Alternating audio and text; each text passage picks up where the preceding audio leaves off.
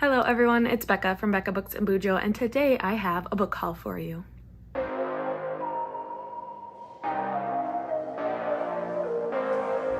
So I've recently acquired quite a few books at a library book sale, and I'm really excited to share all of them with you.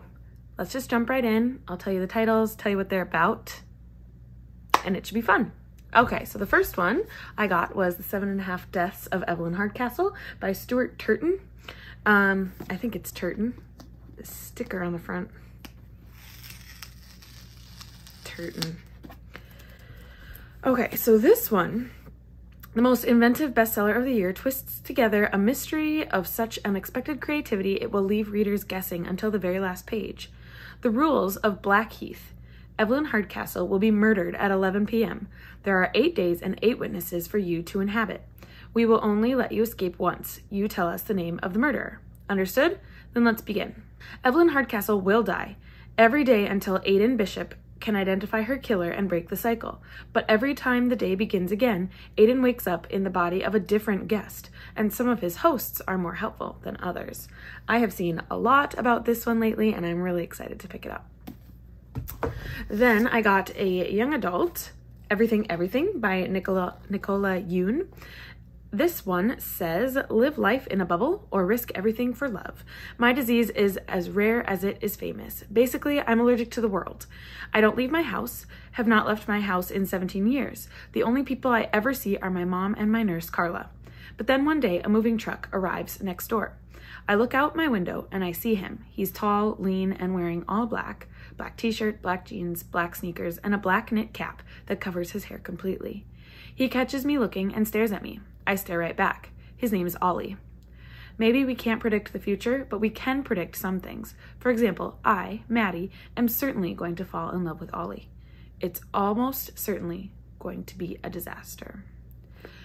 This one I know was made into a movie recently, and so I love a good young adult every once in a while to just kind of like be a break. And you know, this one looks fun because it looks like there's some mixed media notes in here and drawings, schedule.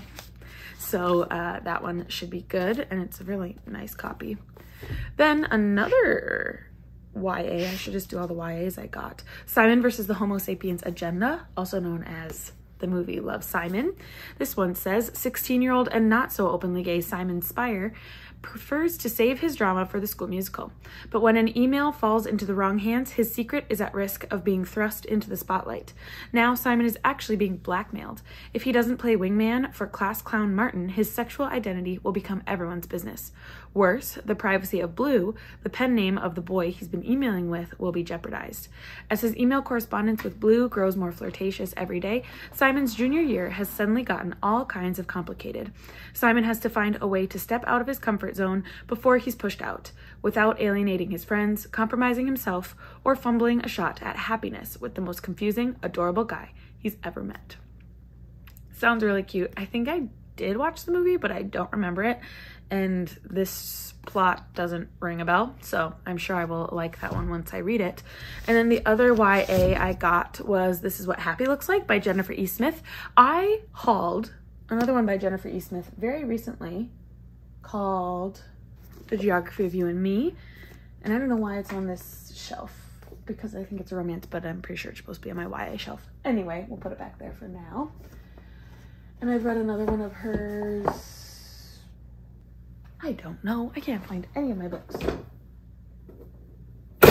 Oh well, let's talk about what this one says. If fate sent you an email, would you answer? I saw this one a long time ago on Goodreads, and I was like, oh, it sounds so good, before it had ever come out. And then that's when I was like 17 years old, and I gotta take the little library film off. But this one says, perfect strangers Graham Larkin and Ellie O'Neill meet, albeit virtually, when Graham accidentally sends Ellie an email about his pet pig, Wilbur.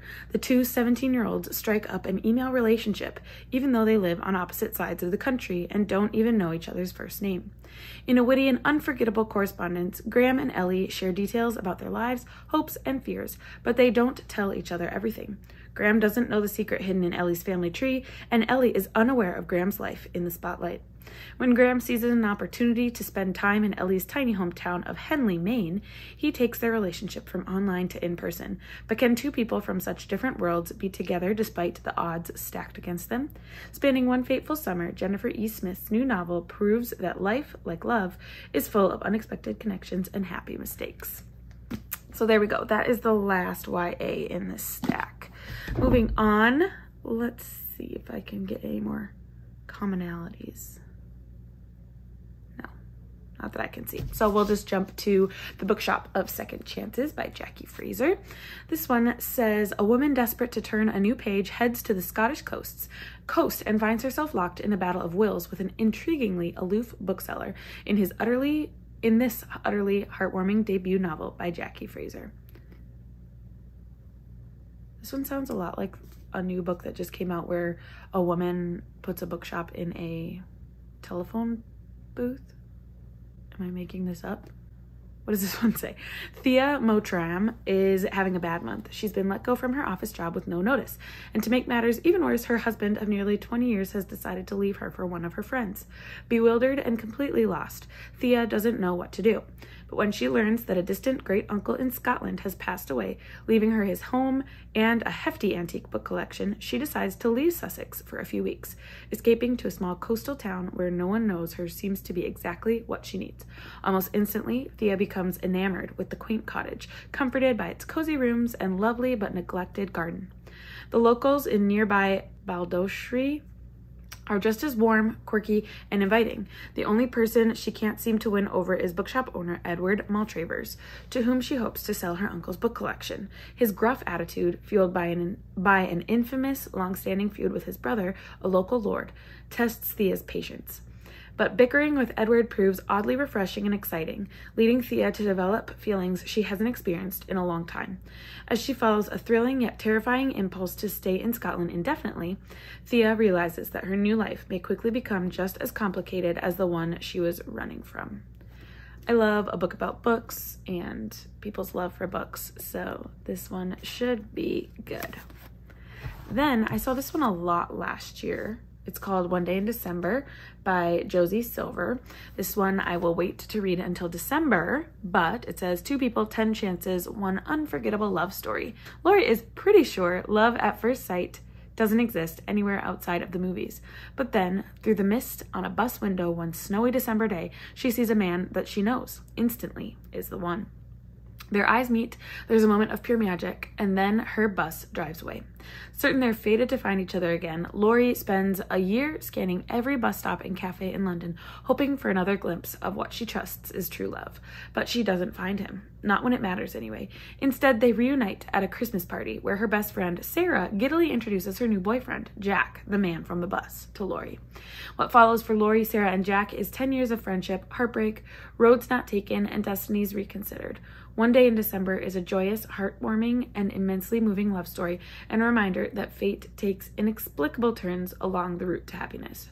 So I guess it wouldn't have to be read at Christmas time, but it says One Day in December, so I feel like I've got to read it in December, right? Okay, this one, a gentleman that I consider a friend was at the book sale, and he said I should get it. So this is A Bell for Adano by John Hersey. And it says it's a winner of the Pulitzer Prize. It says, presiding over the small Sicilian village of Adano during World War II, an Italian-American major wins the love and admiration of the natives when he searches for a replacement for the 700-year-old town bell that had been melted down for bullets by the fascists. Although situated during one of the most devastating experiences in human history, John Hersey's story speaks with unflinching patriotism and humanity. I don't know. Sounds interesting. When was it published? 1944 by John Hersey. So I don't know, historical fiction. Then I got this beautiful copy of The Night Watchman by Louise Erdrich. She is a Minnesota author, so I'm looking forward to reading this. It says, based on the extraordinary life of Louise Erdrich's grandfather, Patrick Gourneau, who worked as a night watchman and carried the fight against native dispossession from the rural North Dakota all the way to Washington, D.C., this powerful novel explores themes of love and death with lightness and gravity and unfolds with the elegant prose, sly humor, and depth of feeling of a literary master. I'm not going to read more because there's a lot about this book, but I have read The Roundhouse by Louise Erdrich. I haven't read any of her other ones, but heard that she's just a phenomenal author, and from what I read in the one book by her, I agree. And then we've got The Lowland by Jhumpa Lahiri. I have heard of this author before. What else has she written? Interpreter of Maladies, is that what I've heard? Anyway, The Lowland says it is about two brothers bound by tragedy, a fiercely brilliant woman haunted by her past, a country torn by revolution, a love that lasts long past death. An extraordinary new novel set in both India and America that expands the scope and range of one of our most dazzling storytellers, the best-selling author of The Namesake and Unaccustomed Earth.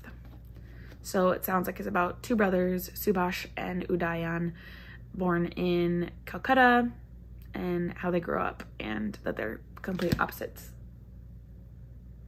Anyway, this one should be good. And one that I'm really excited to finally own is Where the Crawdads Sing by Delia Owens. This one is about a girl who lives in a marsh, and she has always been secluded from the community around her. However, a boy shows up and she has some relations with him, and then all of a sudden she is accused of murdering a different boy. And so it's all sorts of crazy, but if you haven't read it yet, you definitely should. It is a very good book. It has a mystery, thrilling aspect to it, but also just about a girl who is growing up and learning how to be a woman without anybody raising her. So very good. Then, let's see. These were also all from the library book sale. So I got The Guest List by Lucy Foley. I just read this one recently in May. Yeah, I read it during the Becca's Book Off-a-thon, and I had my fruit snack bookmark in here.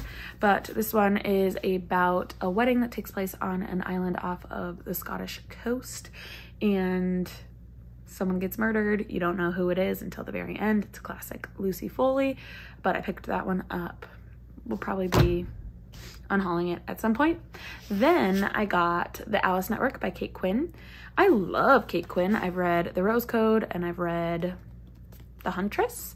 This one came out before either of those, but I hadn't read it. And so it says, it looks like it's taking place in two different timelines. So 1947, in the chaotic aftermath of World War II, American college girl Charlie St. Clair is pregnant, unmarried, and on the verge of being thrown out of her very proper family.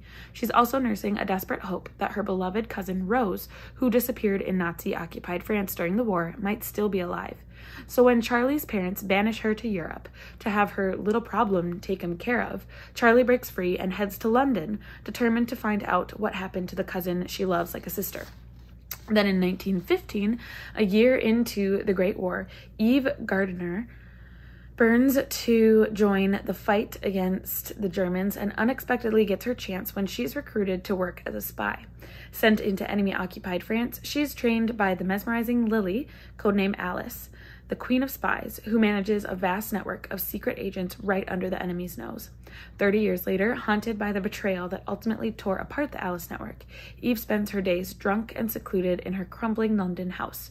That is until a young American barges in, uttering a name Eve hasn't heard in decades, and launches them both on a mission to find the truth, no matter where it leads. I love Kate Quinn's writing. Most of her books take place either in World War I or World War II, and is about the strong women who fought in those wars. Maybe not necessarily in the battles or at the front lines, but who took part in different ways. Then I got The Testament by Margaret Atwood. This is the sequel to The Handmaid's Tale.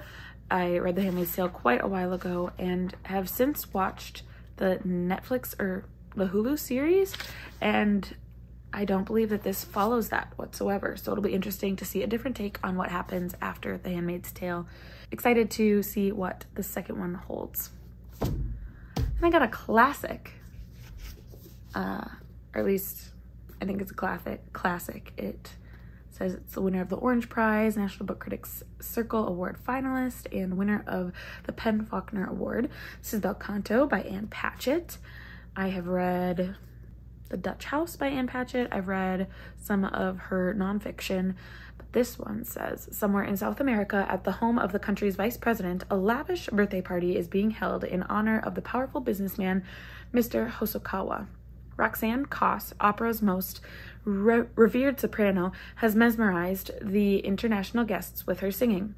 It is a perfect evening until a band of gun-wielding terrorists takes the entire party hostage. But what begins as a panicked, life-threatening scenario slowly evolves into something quite different. A moment of great beauty as terrorists and hostages force unexpected bonds and people from different continents become compatriots. Friendship, compassion, and the chance for great love lead the characters to forget the real danger that has been set in motion and cannot be stopped. Wow, this one sounds much more thrilling than I would have thought, but I'm excited to delve a little bit more into her writing. And then this one I actually got on a free table. I got Modern Romance by Aziz Ansari. I love Aziz Ansari's character in Parks and Recreation. He plays Tom Haverford, and this one looks like a funny take on how to find love in modern day and age. Should be hilarious. So that one will be good when I get to it. And then, so that's all that I got at the library book sale. I got 2, 4, 6, 8, 10, 12, 15 books for like 20 bucks, which was awesome. And then I just wanted to update you on the most recent book of the months I got. I did talk about them in my last What's on My Physical TBR. I'll link that up above, but just wanted to let you know that I recently got Yerba Buena by Nina LaCour and Woman of Light by Callie Fajardo-Anstine. So those are my most recent purchases or finds, and let me know down below if you have read any of them and what you thought of them. Let me know if there are any that I should pick up right now. Thank you so much for watching. If you enjoyed this video, please give it a like. Consider subscribing to my channel if you haven't already, and if you like the content that I put out. And I will see you in the next one. Bye!